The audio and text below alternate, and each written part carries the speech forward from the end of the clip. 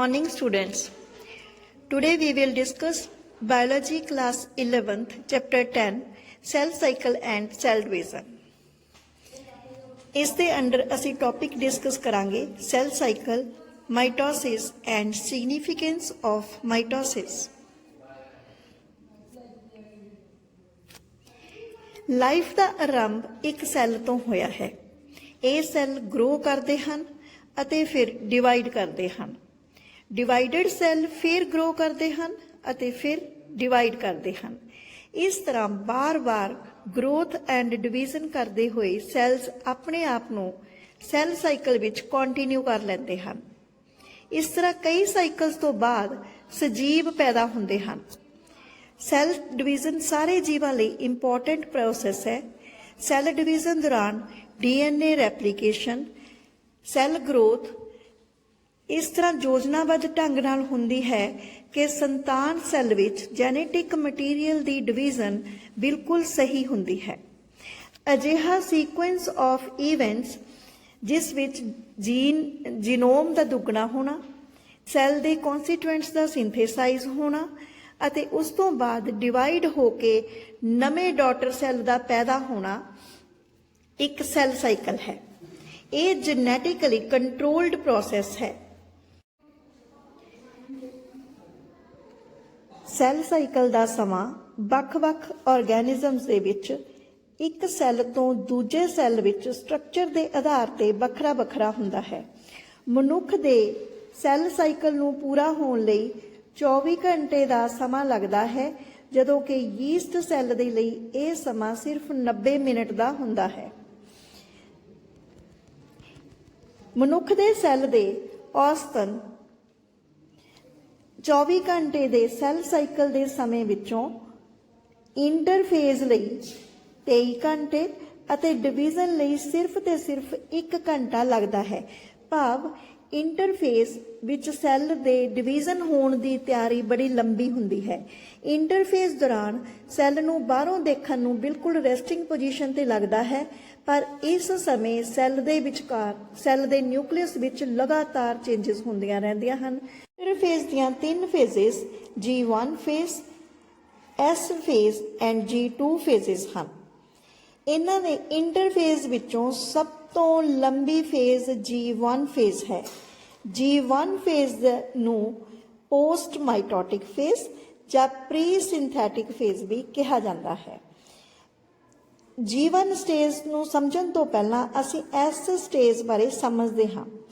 S stage G1 ਅਤੇ G2 stage ਦੇ ਵਿਚਕਾਰ ਦੀ ਪੋਜੀਸ਼ਨ ਹੈ। ਇਹ ਅਸਲ ਵਿੱਚ G1 ਅਤੇ G2 ਦੋਨੇ ਹੀ S ਫੇਜ਼ ਲਈ ਕੰਮ ਕਰਦੇ ਹਨ, ਕਿਉਂਕਿ S ਫੇਜ਼ ਦੌਰਾਨ DNA ਰੈਪਲੀਕੇਸ਼ਨ ਦੀ ਕਿਰਿਆ ਹੁੰਦੀ ਹੈ। ਹਿਸਟੋਨ ਪ੍ਰੋਟੀਨ ਫਾਰਮ ਹੁੰਦੇ ਹਨ। ਹਿਸਟੋਨ ਦੇ 4 ਆਕਟੋਮਰ ਫਾਰਮ ਹੋਣ ਤੋਂ ਬਾਅਦ DNA ਰੈਪਲੀਕੇਟ ਹੋਣ ਤੋਂ ਬਾਅਦ ਇਸ ਉੱਪਰ ਰੈਪ ਹੋ ਕੇ ਨਿਊਕਲੀਓਸੋਮ ਬਣਾਉਂਦੇ ਨੇ ਅਤੇ ਇਸ ਦੇ ਵਿੱਚ ਸੈਂਟਰੀਓਲ ਜਾਂ ਸਿਸਟਰ ਕ੍ਰੋਮੈਟਿਡ ਦੀ ਫਾਰਮੇਸ਼ਨ ਵੀ ਹੁੰਦੀ ਹੈ। G1 ਫੇਜ਼ S ਫੇਜ਼ ਦੇ ਲਈ ਹੀ ਕੰਮ ਕਰਦਾ ਹੈ, ਕਿਉਂਕਿ S ਫੇਜ਼ ਲਈ DNA ਸਿੰਥੇਸਿਸ ਲਈ ਜ਼ਰੂਰੀ ਇੰਜ਼ਾਈਮ ਪ੍ਰੋਟੀਨਸ G1 ਫੇਜ਼ ਦੇ ਵਿੱਚ ਹੀ ਬਣਦੇ ਹਨ। ਇੰਜ਼ਾਈਮ ਜਿਵੇਂ ਹੈਲੀਕੇਜ਼, ਟੋਪੋਆਈਸੋਮੀਰੇਜ਼ ਦੀ ਫਾਰਮੇਸ਼ਨ G1 ਫੇਜ਼ ਦੇ ਦੌਰਾਨ ਹੀ ਹੁੰਦੀ ਹੈ। ਤੇ DNA ਰੈਪਲੀਕੇਸ਼ਨ ਦੇ ਲਈ ਕਾਫੀ ਅਮਾਉਂਟ ਦੇ ਵਿੱਚ એનર્ਜੀ ਚਾਹੀਦੀ ਹੈ। ਇਹ એનર્ਜੀ ATP ਦੀ ਫਾਰਮ ਦੇ ਵਿੱਚ G1 ਸਟੇਜ ਦੇ ਵਿੱਚ ਸਟੋਰ ਕੀਤੀ ਜਾਂਦੀ ਹੈ। ਨੈਕਸਟ ਸਟੇਜ ਜਿਵੇਂ G1 ਨੇ S ਫੇਜ਼ ਦੇ ਲਈ ਕੰਮ ਕੀਤਾ, ਬਿਲਕੁਲ ਉਸੇ ਤਰ੍ਹਾਂ G2 ਫੇਜ਼ ਮਾਈਟੋਟਿਕ ਫੇਜ਼ ਦੀ ਤਿਆਰੀ ਕਰਦਾ ਹੈ। M ਫੇਜ਼ ਦੇ ਲਈ ਜ਼ਰੂਰੀ એનર્ਜੀ ATP ਦੀ ਫਾਰਮੇਸ਼ਨ ਵੀ G2 ਫੇਜ਼ ਵਿੱਚ ਹੁੰਦੀ ਹੈ। ਭਾਵੇਂ G1 ਫੇਜ਼ ਵਿੱਚ ਵੀ ATP ਦੀ ਫਾਰਮੇਸ਼ਨ ਹੋਈ ਹੈ, ਪਰ ਇਹ ਸਾਰੀ એનર્ਜੀ DNA ਰੈਪਲੀਕੇਸ਼ਨ ਦੇ ਦੌਰਾਨ ਵਰਤ ਲਈ ਜਾਂਦੀ ਹੈ ਤੇ G2 ਦੁਆਰਾ ਬਣਾਈ ਹੋਈ એનર્ਜੀ M ਫੇਜ਼ ਦੁਆਰਾ ਸਟੋਰ ਕੀਤੀ ਜਾਂਦੀ ਹੈ। ਤੇ ਇੱਕ ਹੋਰ ਇਹਨਾਂ ਦੇ ਵਿੱਚੋਂ G2 ਦੇ ਵਿੱਚ ਟਿਊਬਲਿਨ ਪ੍ਰੋਟੀਨ ਦੀ ਸਿੰਥੇਸਿਸ ਹੁੰਦੀ ਹੈ। ਟਿਊਬਲਿਨ ਪ੍ਰੋਟੀਨ ਬੇਟਾ ਉਹ ਪ੍ਰੋਟੀਨ ਹੈ ਜੋ ਸਪਿੰਡਲ ਫਾਰਮੇਸ਼ਨ ਦੇ ਲਈ ਹੈਲਪ ਕਰਦੀ ਹੈ। ਜੇ ਟਿਊਬਲਿਨ ਪ੍ਰੋਟੀਨ ਦੀ ਫਾਰਮੇਸ਼ਨ ਨਾ ਹੋਵੇ ਤਾਂ ਸਪਿੰਡਲ ਫਾਈਬਰ ਨਹੀਂ ਫਾਰਮ ਹੋਣਗੇ ਤੇ ਜਿਹਦੇ ਕਰਕੇ ਮਾਈਟੋਟਿਕ ਫੇਜ਼ ਐਮ ਫੇਜ਼ ਨਹੀਂ ਹੋ ਸਕਦੀ। ਇਸ ਲਈ G1S ਤੇ G2 ਫੇਜ਼ ਦੀ ਪ੍ਰੈਪਰੇਸ਼ਨ ਮਾਈਟੋਟਿਕ ਫੇਜ਼ ਦੇ ਲਈ ਹੁੰਦੀ ਹੈ। फस्ट गैप फेज बारे असी जान चुके हैं। हुण ये लॉन्गेस्ट फेज है, प्री सिंथेसिस फेज या पोस्ट माइटोटिक फेज है। इस टाइम के दौरान सैल मैटाबोलिकली एक्टिव ने, मीनस सैल का साइज इनक्रीज हो जाएगा क्योंकि उहदे विच प्रोटीन, अमीनो एसिड ते इंजाइम सिंथेसाइज हो रहे ने, ATP की सिंथेसिस हो जाती है ते सारे सैल ऑर्गेनली सिर्फ माइटोकॉन्ड्रिया, क्लोरोप्लास्ट ते गोल्जी कंपलैक्स तो इलावा सारे दे सारे G1 phase they which form हो जाते हैं।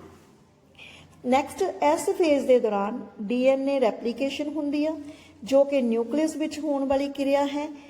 DNA नू DNA रैप करन दे लई हिस्टोन प्रोटीन की हैल्प लैंदा है ते हिस्टोन सिंथेसिस साइटोप्लाज्म दे विच हुंदा है। नैक्सट सेंट्रियोल फॉर्मेशन होंदी है साइटोप्लाज्म दे विच। सेंट्रियोल सिर्फ एनीमल सैल दे विच ही प्रेजेंट है, प्लांट सैल दे विच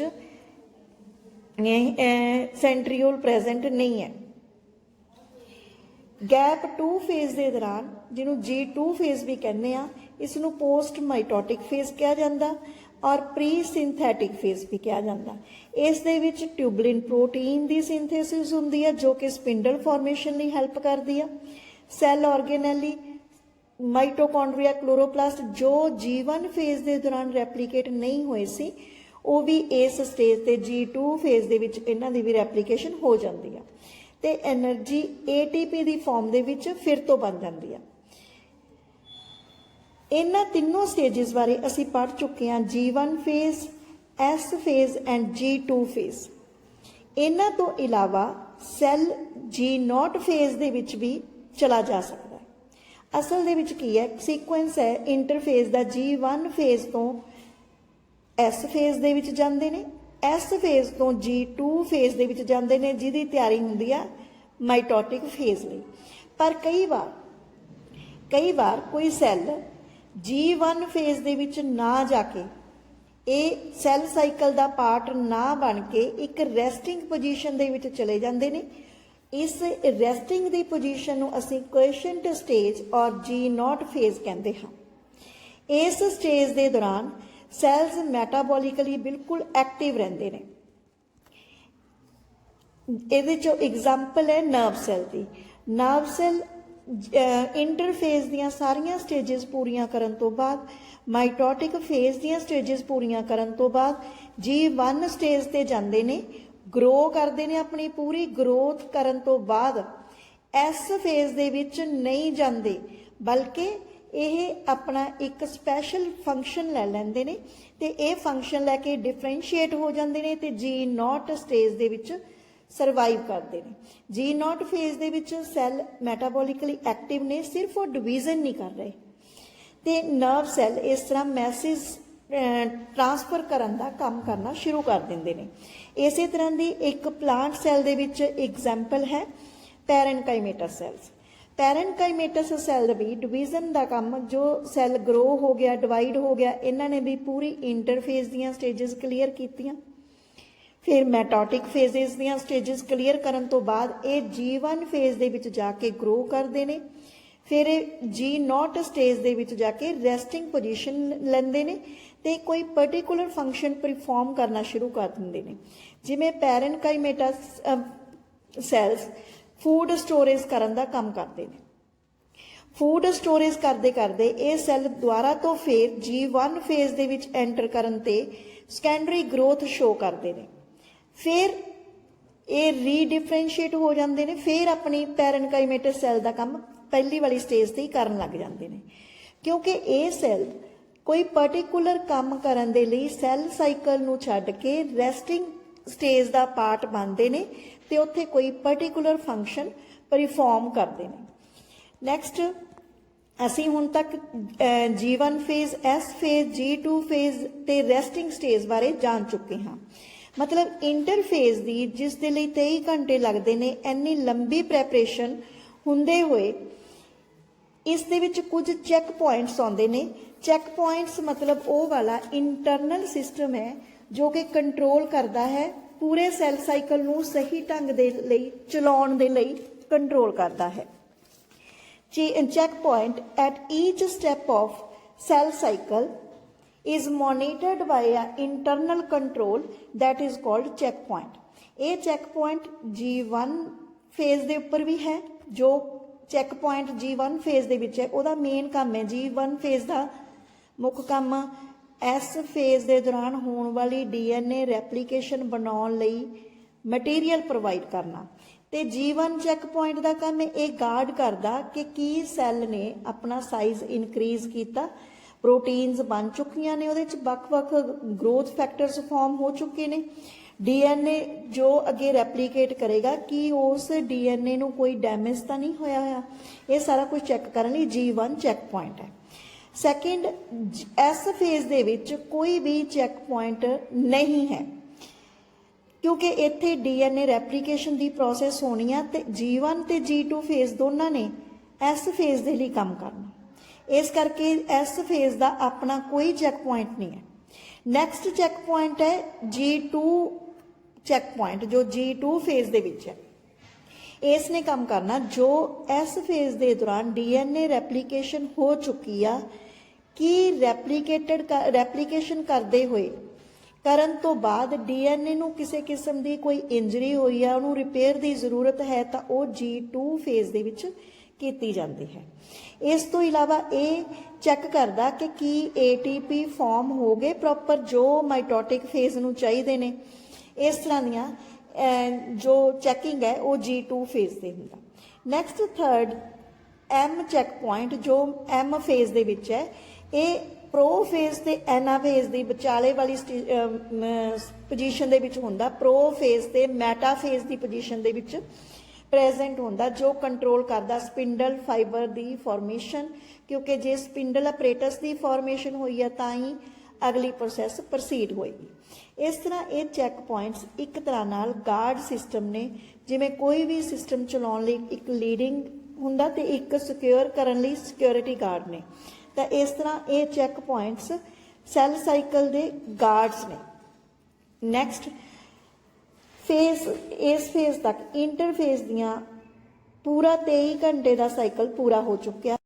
ਬੇਟਾ ਸੈੱਲ ਦੀਆਂ ਕਿਸਮਾਂ ਦੇ ਆਧਾਰ ਤੇ ਦੋ ਤਰ੍ਹਾਂ ਦੀ ਡਿਵੀਜ਼ਨਸ ਹੋ ਸਕਦੀਆਂ ਨੇ M ਫੇਜ਼ ਦੇ ਅੰਦਰ, ਇੱਕ ਮਾਈਟੋਟਿਕ ਡਿਵੀਜ਼ਨ ਤੇ ਇੱਕ ਮਿਓਟਿਕ ਡਿਵੀਜ਼ਨ।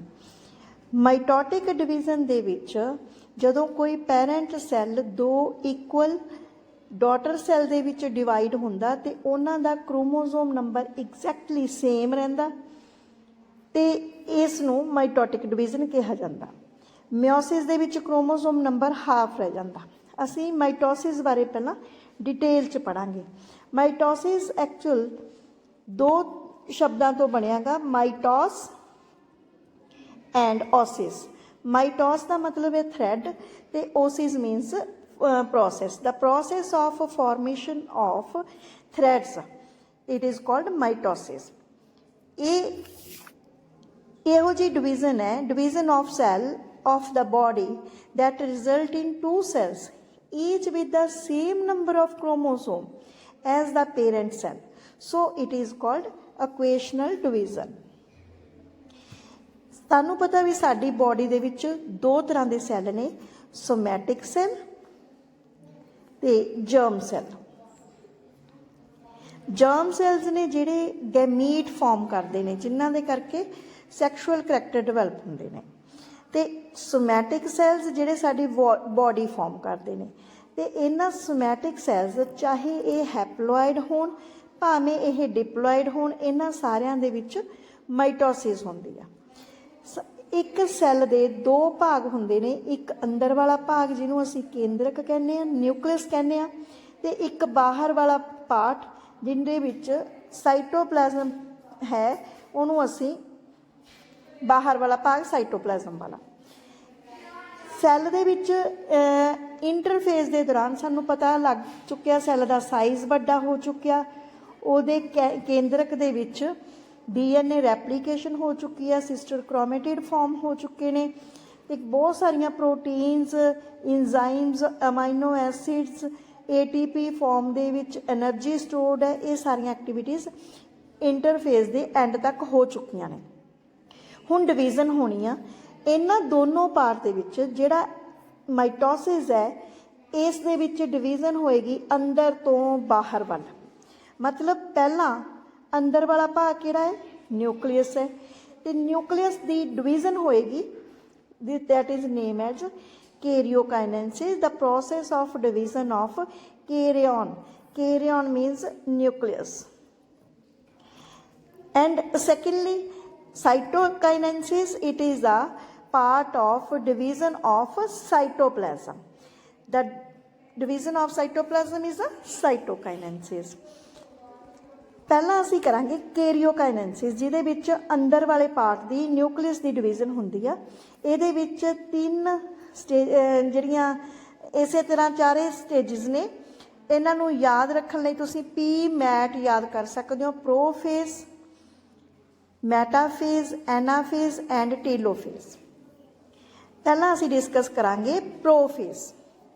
ਪ੍ਰੋਫੇਜ਼ ਦੇ ਦੌਰਾਨ ਕੇਂਦਰਕ ਦੇ ਵਿੱਚ ਕੌਂਡੈਂਸੇਸ਼ਨ ਹੁੰਦੀ ਆ ਕ੍ਰੋਮੈਟਿਨ ਮਟੀਰੀਅਲ ਦੀ, ਪੂਰਾ ਕ੍ਰੋਮੋਸੋਮਲ ਮਟੀਰੀਅਲ ਕੌਂਡੈਂਸ ਹੋਣਾ ਸਟਾਰਟ ਹੋ ਜਾਂਦਾ, ਤੇ ਜੋ ਨਿਊਕਲੀਅਰ ਮੈਂਬਰੇਨ ਪ੍ਰੈਜ਼ੈਂਟ ਹੈ ਇਹ ਨਿਊਕਲੀਅਰ ਮੈਂਬਰੇਨ ਡਿਸੋਸ਼ੀਏਟ ਹੋਣੀ ਸ਼ੁਰੂ ਹੋ ਜਾਂਦੀ ਹੈ, ਡਿਸਅਪੀਅਰ ਹੋਣੀ ਸ਼ੁਰੂ ਹੁੰਦੀ ਆ ਅਰਲੀ ਪ੍ਰੋਫੇਜ਼ ਦੇ ਵਿੱਚ, ਤੇ ਲੇਟ ਪ੍ਰੋਫੇਜ਼ ਤੱਕ ਜਾਂਦੇ ਜਾਂਦੇ ਇਹ ਬਿਲਕੁਲ ਡਿਸੋਸ਼ੀਏਟ ਹੋ ਜਾਂਦੀ ਆ। ਬਾਕੀ cell organelle like Golgi complexes, endoplasmic reticulum, these disappears, and at the end of this stage mitotic spindle begins from the centriole.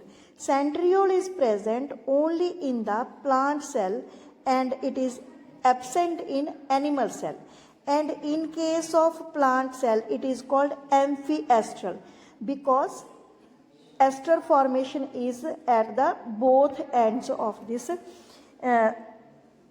cell. And next stage,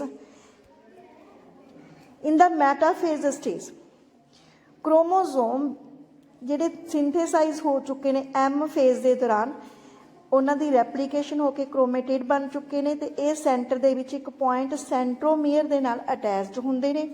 ਇਹ ਸੈਂਟਰੋਮੀਅਰ ਦੇ ਬਾਹਰ ਇੱਕ ਪ੍ਰੋਟੀਨ ਪ੍ਰੈਜ਼ੈਂਟ ਹੁੰਦੀ ਆ, ਦੈਟ ਇਜ਼ ਨੋਨ ਐਜ਼ ਕਾਈਨੈਟੋਕੋਰਸ, ਤੇ ਇਹਨਾਂ ਕਾਈਨੈਟੋਕੋਰਸ ਦੇ ਨਾਲ ਹੀ ਸਪਿੰਡਲ ਫਾਈਬਰ ਅਟੈਚ ਹੁੰਦੇ ਨੇ। ਮੈਟਾਫੇਜ਼ ਸਟੇਜ ਦੇ ਦੌਰਾਨ ਕਾਈਨੈਟੋਕੋਰ ਦੇ ਨਾਲ ਅਟੈਚ ਹੋਣ ਤੋਂ ਬਾਅਦ ਕ੍ਰੋਮੋਜ਼ੋਮ ਇੱਕ ਸਪੈਸ਼ਲ ਪਲੇਨ ਦੇ ਵਿੱਚ, ਇਕੁਏਟੋਰੀਅਲ ਪਲੇਨ ਦੇ ਵਿੱਚ ਆਪਣੇ ਆਪ ਨੂੰ ਇਸ ਤਰ੍ਹਾਂ ਅਟੈਚ ਕਰ ਲੈਂਦੇ ਨੇ। ਇਹ ਅਲਾਈਨਮੈਂਟ ਜਿਹੜੇ ਭਾਗ ਤੇ ਹੁੰਦੀ ਹੈ, ਜਿਹੜੇ ਪੋਰਸ਼ਨ ਤੇ ਹੁੰਦੀ ਹੈ, that is known as metaphase plate. ਇਸ ਤਰ੍ਹਾਂ ਨਾਲ ਸਪਿੰਡਲ ਫਾਰਮੇਸ਼ਨ ਹੋ ਰਹੀ ਆ, ਸਪਿੰਡਲ ਫਾਈਬਰ ਫਾਰਮ ਹੋ ਕੇ ਇਹ ਬਿਲਕੁਲ ਐਗਜ਼ੈਕਟਲੀ ਇਸ ਤਰ੍ਹਾਂ ਦਾ ਸਟਰਕਚਰ ਬਣ ਰਿਹਾ। ਮੈਟਾਫੇਜ਼ ਉਹ ਸਟੇਜ ਆ ਜਿੱਥੇ ਕ੍ਰੋਮੋਜ਼ੋਮ ਦੀ ਮੋਰਫੋਲੋਜੀ ਬੈਸਟ ਵੇ ਨਾਲ ਅਸੀਂ ਸਟੱਡੀ ਕਰ ਸਕਦੇ ਹਾਂ। ਨੈਕਸਟ ਐਨਾਫੇਜ਼ ਸਟੇਜ ਦੌਰਾਨ ਮੈਟਾਫੇਜ਼ਿਕ ਪਲੇਟ ਤੋਂ ਕ੍ਰੋਮੈਟਿਡਸ ਸੈਪਰੇਟ ਹੋਣਾ ਸ਼ੁਰੂ ਕਰ ਦਿੰਦੇ ਨੇ। ਇਹ ਕਿਉਂਕਿ ਜੋ ਸਪਿੰਡਲ ਫਾਈਬਰਸ ਨੇ ਇਹ ਸ਼ਰਿੰਕ ਹੋਣਾ ਸ਼ੁਰੂ ਕਰਦੇ ਨੇ, ਇਹਨਾਂ ਦੇ ਨਾਲ ਅਟੈਚ ਹੋਏ ਹੋਏ ਕ੍ਰੋਮੈਟਿਡਸ ਆਪੋਜ਼ਿਟ ਪੋਲ ਵੱਲ ਖਿੱਚੇ ਜਾਂਦੇ ਨੇ। ਨਾਲ ਹੀ ਇਹਦੇ ਵਿੱਚ ਇਸ ਸਟੇਜ ਤੇ 2 ਤਰ੍ਹਾਂ ਦੇ ਸਪਿੰਡਲ ਫਾਈਬਰ ਇਹਨਾਂ ਵਿੱਚ ਪ੍ਰੈਜ਼ੈਂਟ ਨੇ, ਇੱਕ ਕੰਟੀਨਿਊਸ ਟਾਈਪ, ਇੱਕ ਡਿਸਕੰਟੀਨਿਊਸ ਟਾਈਪ। ਡਿਸਕੰਟੀਨਿਊਸ ਸਪਿੰਡਲ ਫਾਈਬਰਸ ਦੇ ਉੱਪਰ ਕ੍ਰੋਮੋਜ਼ੋਮ ਅਟੈਚਡ ਨੇ। ਜਦੋਂ ਸੈਪਰੇਟ ਹੁੰਦੇ ਆ ਦੋਨੋਂ ਕ੍ਰੋਮੈਟਿਡ ਆਪੋਜ਼ਿਟ ਪੋਲਸ ਵੱਲ ਮੂਵ ਕਰਨਾ ਸ਼ੁਰੂ ਕਰ ਦਿੰਦੇ ਨੇ, ਤੇ ਇਹਨਾਂ ਦਾ ਸੈਂਟਰੋਮੀਅਰ ਬਾਹਰ ਵਾਲੀ ਸਾਈਡ ਤੇ ਹੁੰਦਾ, ਤੇ ਇਹਨਾਂ ਦੀਆਂ ਆਰਮਸ ਆਰ ਟ੍ਰੇਲਿੰਗ ਬਿਹਾਈਂਡ, ਤੇ ਇਸ ਪਾਰਟ ਦੇ ਵਿੱਚ ਦੋਨੋਂ ਸੈਪਰੇਟ ਹੋ ਕੇ ਪੋਲ ਵਾਲੀ ਸਾਈਡ ਵੱਲ ਨੂੰ ਖਿੱਚੇ ਜਾਂਦੇ ਨੇ। ਤੇ ਇਹਨਾਂ ਵਿੱਚ ਜੋ ਇੰਟਰਾਜੋਨਲ ਫਾਈਬਰਸ ਪ੍ਰੈਜ਼ੈਂਟ ਨੇ ਇਹ ਵੀ ਇੱਕ ਪ੍ਰੈਸ਼ਰ ਦਿੰਦੇ ਨੇ ਇਹਨਾਂ ਨੂੰ ਪੁਸ਼ ਕਰਨ ਲਈ ਪੋਲ ਵਾਲੀ ਸਾਈਡ ਤੇ ਪੁਸ਼ ਹੋਣ ਲਈ ਇੱਕ ਫੋਰਸ ਮਿਲਦੀ ਆ। Next stage is the last part of interphase the carry on part ਦਾ, that is uh telophase stage. Telophase stage ਤੱਕ ਦੋ ਇਸ ਤਰ੍ਹਾਂ ਦੇ ਕ੍ਰੋਮੋਸੋਮ ਕਲਸਟਰ ਦੋਨੋਂ ਐਂਡਸ ਤੱਕ ਫਾਰਮ ਹੋ ਚੁੱਕੇ ਨੇ। ਇਹਨਾਂ ਦੇ ਵਿੱਚ ਇੱਕ ਨਿਊਕਲੀਅਰ ਮੈਂਬਰੇਨ ਡਿਵੈਲਪ ਹੋਣੀ ਸ਼ੁਰੂ ਹੋ ਜਾਂਦੀ ਆ ਤੇ ਬਾਕੀ ਜਿਹੜੇ ਨਿਊਕਲੀਅਰ ਮੈਂਬਰੇਨ ਦੇ ਨਾਲ ਅਟੈਚਡ ਆਰਗੇਨੈਲੀ ਲਾਈਕ ਗੋਲਜੀ ਕੰਪਲੈਕਸ ਔਰ ਦਾ ਐਂਡੋਪਲਾਜ਼ਮਿਕ ਰੈਟੀਕੂਲਮ these start to form in this stage and next ਇਸ ਸੈੱਲ ਦੇ ਵਿੱਚੋਂ ਬਾਹਰ ਨਿਕਲ ਕੇ ਸੈੱਲ ਹੁਣ ਸਾਈਟੋਕਾਈਨੈਂਸਿਸ ਦੇ ਵਿੱਚ ਐਡ ਹੋਏਗਾ। ਮਤਲਬ ਇਸ ਭਾਗ ਤੱਕ ਟੀਲੋਫੇਜ਼ ਤੱਕ ਉਹਦੇ ਕੇਂਦਰਕ ਦੀ ਡਿਵੀਜ਼ਨ ਜੋ ਨਿਊਕਲੀਅਸ ਦੀ ਡਿਵੀਜ਼ਨ ਹੈ ਉਹ ਹੋ ਚੁੱਕੀ ਹੈ। ਦੋ ਡਾਟਰ ਸੈੱਲ ਅੰਦਰ ਵਾਲੇ ਦੋ ਡਾਟਰ ਨਿਊਕਲੀਆਈ ਫਾਰਮ ਹੋ ਚੁੱਕੇ ਨੇ। ਨੈਕਸਟ ਸਟੇਜ ਦੇ ਵਿੱਚ ਇਹਦੇ ਬਾਹਰ ਵਾਲੇ ਪਾਰਟ ਦੀ ਸਾਈਟੋਪਲਾਜ਼ਮ ਦੀ ਡਿਵੀਜ਼ਨ ਹੋਣੀ ਆ। The process of division of cytoplasm is called cytokinesis. Cytokinesis process plant or animal cell ਦੇ ਵਿੱਚ different way ਨਾਲ ਹੁੰਦੀ ਆ। Animal cell ਦੇ ਵਿੱਚ cell membrane present ਹੋਣ ਕਰਕੇ ਸੈੱਲ ਮੈਂਬਰੇਨ ਪ੍ਰੈਜ਼ੈਂਟ ਆ, ਜਿਹਦੇ ਕਰਕੇ ਸੈੱਲ ਮੈਂਬਰੇਨ ਤੋਂ ਇੱਕ ਡਿਪਰੈਸ਼ਨ ਲਾਈਕ ਸਟਰਕਚਰ ਫਰੋ ਅੰਦਰ ਵੱਲ ਨੂੰ ਵਧਣਾ ਸ਼ੁਰੂ ਹੋ ਜਾਂਦੇ ਤੇ ਹੌਲੀ ਹੌਲੀ ਇਹ ਇੱਥੋਂ ਅੰਦਰ ਨੂੰ ਵੱਧਦੇ ਹੋਏ ਇੱਕ ਦੂਜੇ ਨਾਲ ਮਿਲ ਜਾਂਦਾ ਤੇ ਦੋ ਡਾਟਰ ਸੈੱਲ ਫਾਰਮ ਹੋ ਜਾਂਦੇ ਨੇ। ਇਹਨਾਂ ਡਾਟਰ ਸੈੱਲ ਦਾ chromosome number exactly same ਹੋਏਗਾ as the chromosome number of their parent cell. And in case of plant cell, we know plant cell ਦੇ ਵਿੱਚ cell wall present ਆ। cell wall ਇੱਕ rigid structure ਆ, ਇਸ ਕਰਕੇ ਇਹਦੇ ਵਿੱਚ ਅੰਦਰ ਵਾਲੀ ਸਾਈਡ ਤੋਂ ਬਾਹਰ ਵਾਲੀ ਸਾਈਡ ਵੱਲ ਇੱਕ ਪਲੇਟ ਬਣਨੀ ਸ਼ੁਰੂ ਹੁੰਦੀ ਆ, ਅੰਦਰ ਤੋਂ ਬਾਹਰ ਨੂੰ। This type of structure is called as a cell plate.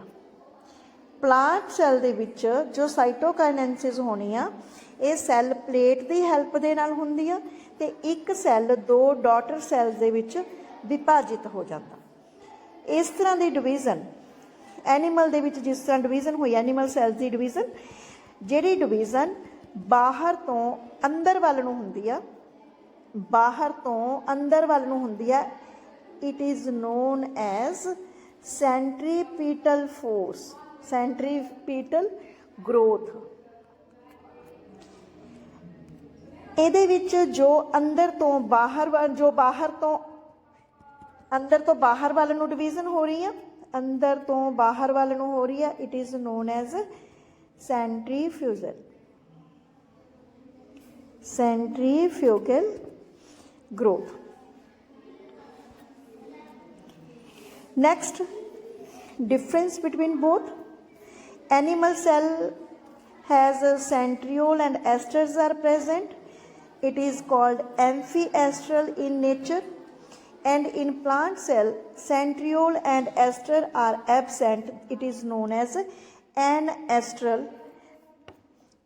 In the daughter cell, in the animal cell, daughter cells are separated by cleavage furrow, and in plant cells daughter cells are separated by the formation of a cell plate. In an animal cell the division is centripetal, and in plant cell this growth is centrifugal. In some organisms karyokinesis is not followed by the cytokinesis. As a result, a single cell has a multinucleated condition and it is formation of a syncytium, and the perfect example of it is liquid endosperm in coconut. Next is significance of mitosis. Multicellular organism the development and growth ਦੇ ਲਈ mitosis help ਕਰਦੀ ਆ। As we know, in case of germ cell multiplication condition, like in the developmental stages of spermatogenesis and oogenesis, during mitosis, due to mitosis the number of cell increases, And next is it provides genetically stability because the chromosome number is same, and it maintains cellular homeostasis. And due to equational division, because the chromosome number in the daughter cell is the same as that of the parent cell, it also help in the repairing of bone parts of the different organisms. It also help in the healing of the bones. And next have a quick revision of this stage, mitosis stage. In the first stage, in early mitosis, condensation of material chromosome take place and the nuclear envelope disappear, and the spindle fiber start to form. In metaphase stage, chromosome arrange themselves to the equatorial plane metaphasic plate. And in the anaphase stage, due to shrinkage of spindle apparatus, these start to separate from one another and chromatid reach to the opposite poles. And in telophase stage, the both nuclear envelope separates. Actually, this telophase stage is a reversal of prophase stage, because in prophase stage, nuclear envelope and some small organelles, these start to disappear, but in telophase stage it start to appear. And then cytokinesis take place, and in case of animal cell it take place with the help of furrow method, and the type of growth is centripetal growth. And in case of plant cell, it is through the cell plate, and daughter cells are formed. In the whole process of mitosis, the number of chromosome in the daughter cell is the same as that of the parent cell, so it is named as the equational division. Thank you too much.